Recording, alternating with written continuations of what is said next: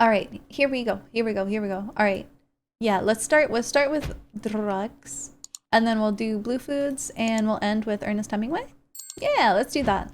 All right, all right. The highly requested Randy Feltface is back. So let's listen to him tell us about drugs. Drugs! Yeah! Drugs! I don't do drugs. Yeah. My privileged opinion of drug Yay. use is that productivity is more important than escapism. And also, I'm wired in such a way that if I even so much as look at a drug, I will be doing speed off a strip club toilet seat within 2 to 3 hours. So he's got an addict is, personality. I should not do drugs. I'm glad he's self-aware. Then I went to Canada. Wait, what? Anytime you walk down the street in any Canadian city, you're constantly getting crop dusted with clouds of delicious smelling marijuana smoke because weed is legal there. So people walk around punching blunts like they're at a fucking folk festival. I was in Quebec City for 2 days and I started following pot smokers down the street like a cartoon character floating towards a pie on a windowsill. Wow. So I changed my opinion and decided I should do drugs. Has anybody... That is exactly not what you should be saying that. That's exactly the wrong conclusion to come to after that. Anybody here actually been to Quebec City? Anyone? It's a beautiful part of the world, isn't it? I've never been to Canada. Bit confusing. I want to go to Canada. French-speaking Canadians not related to the ruled drugs. by the Queen of England. Pick a fucking lane, Quebec. But I was doing shows No, there. Canada is so confusing with how much. Offers me drugs, No. Canada is so confusing with the French and English, and then it's a different French, so it's not like France French. It's Quebecois French, and it's a totally different French, and it doesn't even sound like real French, and it's so confusing. I don't understand. I'll definitely take them. And sure enough, after a show one night, I was approached by some youths. No. Some youths approached me, and they offered me a brownie. They offered a the very fond of brownie? edible drugs in that part of the world. The pot brownie and the Wait, really? hash cookie and the weed cake and the wacky tobacco toasted sangy. And these youths offered me a brownie the size of a fucking I feel like John this is how Grisham I novel. talk So I said, about yes. drugs. Thank you, youths. I took it back to my hotel That's room. crazy. I put on some comfortable trousers, put a bit of King Gizzard and the Lizard Wizard on Spotify. What did you just say? I haven't done drugs for about 9 years at this point, so I didn't want to go too hard. No. So I just broke off a tiny corner of this massive brownie and just had a little... Oh, little Just a nibble. little schnum. Wait, that's safe. That's how you're supposed to do it. Just. Ew, Because stop I didn't sucking. want to go too hard. But then, after like 10 minutes, nothing happened. So Oh, no. I ate the whole thing. Really fast. No. Like there were cops at the door. I was like, No. The classic fumble. No. And That's exactly what I you're not Googled supposed how to long it do. normally takes for a pot brownie to kick in. Oh no. Does anybody want to share with the class how long it normally takes for a pot brownie to kick in? Does Isn't it anybody like know? isn't it like an hour? Yeah, about an hour. I was like, oh, I'm going to die in this hotel room. I started getting my affairs in order. Started writing his Cancelled my will. subscriptions to Yoga Glow and Chatterbait. Started putting Gunnar a PowerPoint Feltman? presentation together for my own funeral service. And then, after like 75 minutes, I realized Oh, that's over an hour. it was just a fucking brownie. Like just a regular old drug-free chocolate brownie, lovingly prepared by the youths of Canada, just to be fucking innocently distributed amongst the tourists. Wait, did they So not now, my say opinion is that it wasn't? Did Canadians are fucking idiots. Did they not tell him? Wait, I was under the impression that the youths had implied to Randy that it was a fun brownie. Did he just assume that some youngsters were giving him drugs after his show?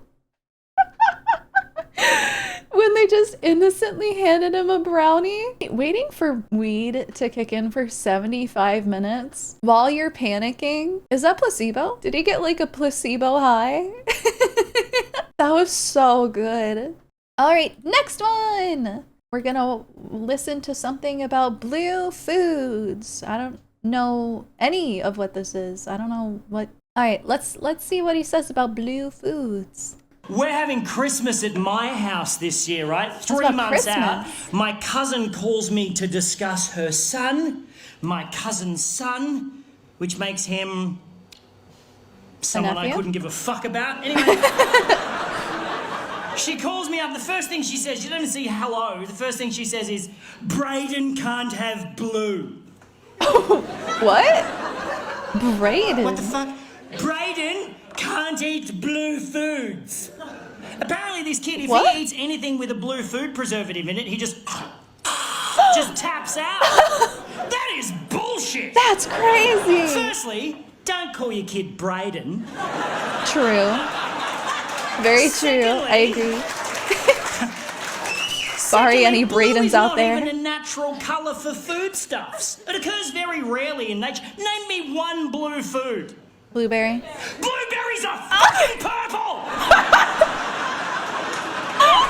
I'm talking about Mentos blue, like 7-Eleven slushy blue. What flavour is that? I'm sorry, Randy. You're right. You're so right. They're purple. Mint. Mint is green. If you planted mint and it came up blue, you would set that shit on fire. And that's cool. It's cool. Randy's gonna come out of the screen and actually choke me to death in a second. That was crazy. Blue is when there's billions of tons of it and it's all in the one spot. And then it's got all sorts of shit in it. Like salt and sharks. Sharks? Oh. Blue means sharks in it. Don't eat it, it's got sharks in it! Anti-crisis? What the fuck? That was crazy. That person cackling at the end is actually me. Do you hear that shit? Listen. Sharks in it!